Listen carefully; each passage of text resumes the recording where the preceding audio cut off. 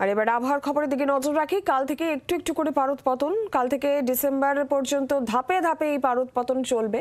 শনি এবং রবিবার 15-র নিচে নামতে পারে রাতের তাপমাত্রা। দক্ষিণবঙ্গের বেশ কিছু জেলায় ঘন কুয়াশার সতর্কতাও থাকছে।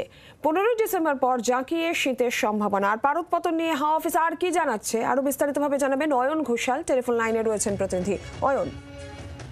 দেখো, আজকে সকালের আংশিক মেঘলা আকাশের পর আগামীকাল বুধবার থেকে একেবারে ঝলমলে মেঘমুক্ত আকাশ, এবং তার পরবর্তী অর্থাৎ আগামীকাল 11 তারপর 18 তারিখ পর্যন্ত ক্রমান্বয়ে একটু একটু করে রাতের পারদের পতন। আগামী শনি রবিবারের মধ্যে কলকাতার তাপমাত্রা 15 ডিগ্রির নিচে নামতে চলেছে। আগামী শুক্রবারের মধ্যে পশ্চিমাঞ্চলের তাপমাত্রা 10 বা তার নিচে নামতে পারে।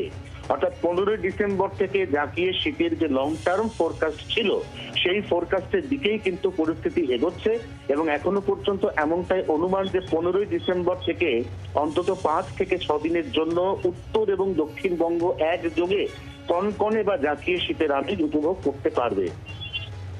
ধন্যবাদ অয়ন। বাংলার আওয়াজ, বাঙালির আবেগ, জি 24 ঘন্টা।